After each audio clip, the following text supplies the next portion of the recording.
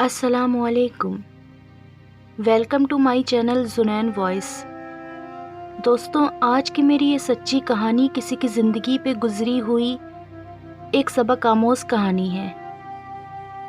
کہانی شروع ہونے سے پہلے آپ سب سے گزارش ہے کہ زنین وائس چینل کو سبسکرائب کر دیجئے، ساتھ میں دیے گئے بیل آئیکن کو دبا کر کے آل نوٹیفیکیشن کو سلیکٹ کرنا ہرگز نہ بھولیں۔ اب آپ میری ویڈیوز کو زیادہ سے زیادہ شیئر کر کے اس کار خیر میں شامل ہو سکتے ہیں۔ میرا کاروبار کے سلسلے میں اکثر شہر سے باہر آنا جانا لگا رہتا تھا۔ اللہ نے مجھے خوبصورت بیوی اور 2 بیٹیاں عطا کی۔ شادی سے پہلے میں بہت بھٹکا ہوا تھا اور بہت فلرٹی آدمی تھا۔ جب میری شادی کی بات چلی تو میں نے دل میں عہد کیا کہ شادی کے بعد ادھر ادھر منہ ہرگز نہیں ماروں گا اور گناہوں سے توبہ کر لوں گا۔ شادی کے بعد مجھے اپنے اندر تبدیلی محسوس ہوئی، مگر میرے اندر کا شیطان زیادہ تر خاموش نہیں رہ سکتا تھا۔ جب بھی شہر سے باہر کاروبار کے سلسلے میں جانا ہوتا تو ہوٹل میں کسی نہ کسی لڑکی کے جسم کے ساتھ ضرور کھیلتا، حالانکہ میں خود 2 بیٹیوں کا باپ ہو چکا تھا، مگر گناہوں سے چھٹکارا حاصل نہ کر سکا۔ ایک بار میں نے ہوٹل کے مینیجر سے کہا کہ آج ایک اچھی سی لڑکی کا بندوبست کرو اور مجھ سے کرایہ ڈبل لے لینا۔ تھوڑی دیر کے بعد ایک 40 سالہ عورت نے میرے دروازے پہ دستک دی۔ اس کے ساتھ کوئی 13 سال کی لڑکی کھڑی تھی۔ میں نے عورت کو اشارہ دیا، وہ میرے پاس آ گئی۔ میں نے اس سے کہا کہ اتنی کم عمر کی لڑکی ساتھ کیوں لائی ہو؟ تمہیں شرم نہیں آتی؟ اس عورت نے کہا، صاحب آپ فکر نہ کریں، یہ لڑکی اس کام کی عادی ہو چکی ہے اور آپ کو کوئی شکایت کا موقع نہیں دے گی۔ میں لڑکی کو کمرے میں لے کر آیا اور عورت سے کہنے لگا کہ 1 گھنٹے کے بعد آ کے لڑکی لے جانا۔ لڑکی کی معصومیت دیکھ کر میرے اندر ہوس کا زہر ختم ہو چکا تھا۔ وہ مشکل سے 13-14 سال کی ہوگی، لیکن اس کا جسم کافی بھرا بھرا تھا۔ میں نے لڑکی کو سامنے بٹھایا اور کہا، تم اتنی چھوٹی سی عمر میں یہ کام کیوں کر رہی ہو؟ لڑکی کی بات سن کر میرے پیروں تلے سے زمین ہی نکل گئی۔ اس نے کہا، بھائی، اس کام میں میری اپنی مرضی بالکل شامل نہیں۔ میری سگی ماں بچپن میں ہی انتقال کر گئی تھی۔ باپ نے دوسری شادی کر لی۔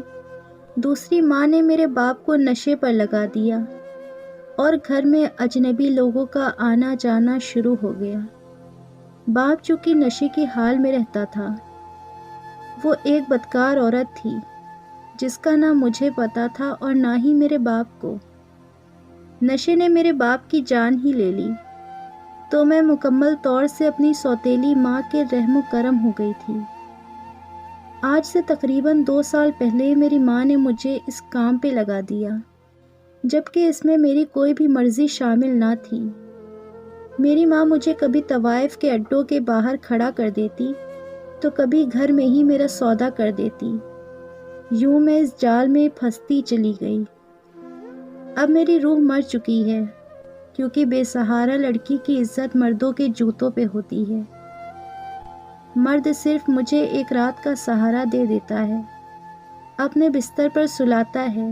میں جب اس سے منت کرتی ہوں کہ مجھ سے نکاح کر لو یا مجھے اپنے گھر میں سہارا دے دو، لیکن آج تک کسی نے بھی میرے درد کو نہ سمجھا، میری تڑپتی روح کے زخموں پر کبھی مرہم نہ رکھا۔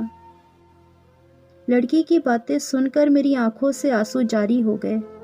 میں نے تو خود کو سب سے بڑا گنہگار سمجھا تھا، لیکن اس دنیا میں مجھ سے بھی بڑے غلیظ لوگ تھے جو ان پھول جیسی معصوم لڑکیوں کا فائدہ اٹھاتے ہیں، اور کچھ لوگ چند پیسوں کے لیے ایسا گھنونا کام کرتے ہیں۔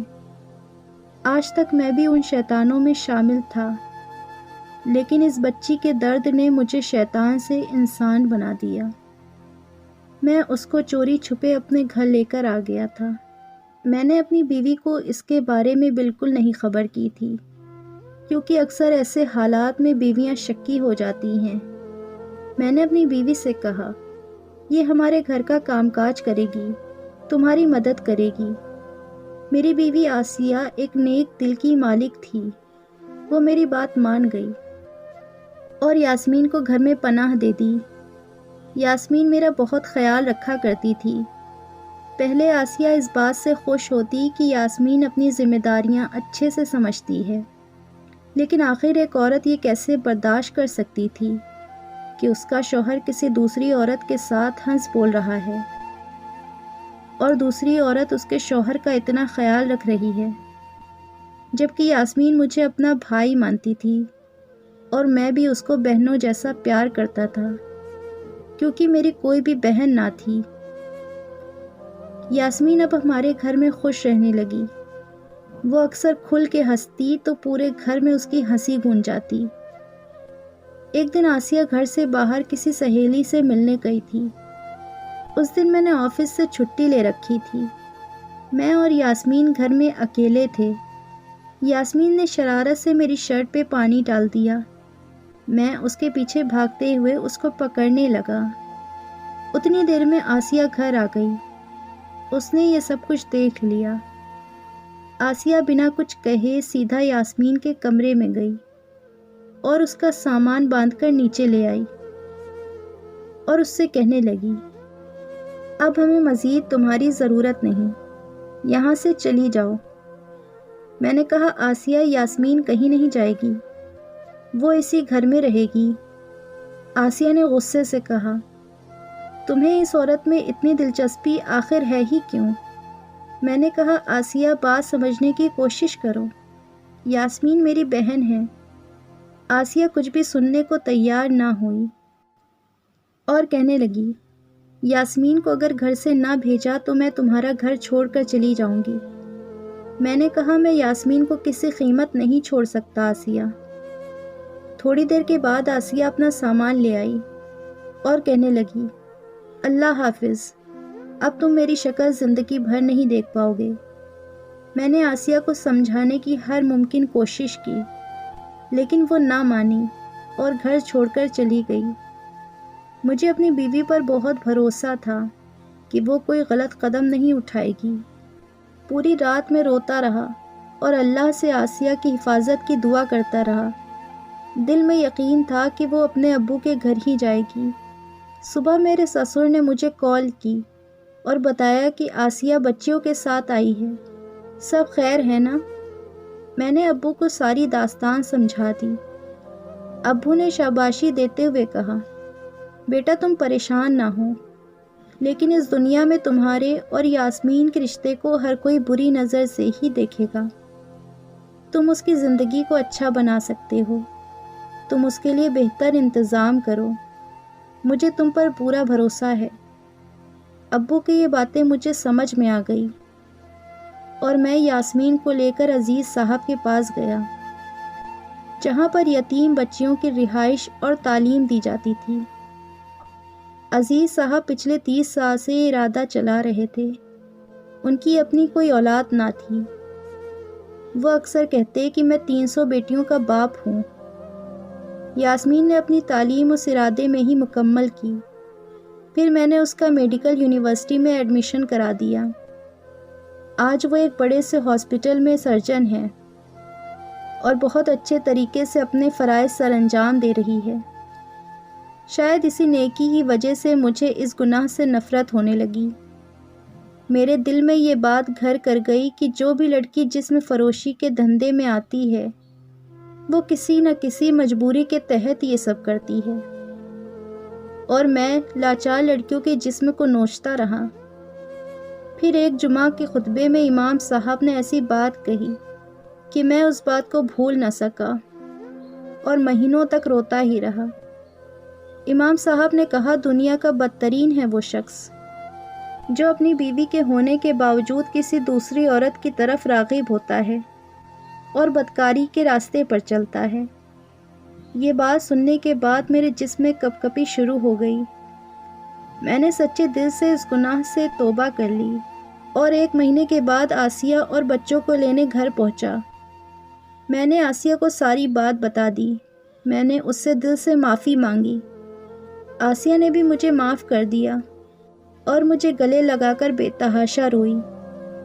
آسیہ کہنے لگی، آپ نے بہت نیک کام کیا ہے، میں نے آپ کو غلط سمجھا۔ میں اس کو اور بچوں کو لے کر اب گھر آ گیا۔ گھر آنے کے بعد میں نے اللہ کا شکر ادا کیا اور آسیہ کو یاسمین کے بارے میں بتایا کہ میں نے اس کا رشتہ ایک اچھی جگہ طے کر دیا ہے، لڑکا ڈاکٹر ہے۔ بھائی ہونے کے ناطے میں نے یاسمین کی رخصتی اپنے گھر سے ہی کی۔ شادی کے دن آسیہ بہت خوش تھی، اس نے خوشی خوشی تمام انتظامات کیے۔ ہم نے دھوم دھام سے اس کی شادی کی۔ یاسمین گھر سے رخصت ہوتے ہوئے بہت روئی۔ میں نے اس کو سینے سے لگایا اور کہا، تیرا یہ بھائی تیرے ساتھ ہر قدم پر موجود رہے گا۔ آسیہ نے اس کو ہزاروں دعائیں دی۔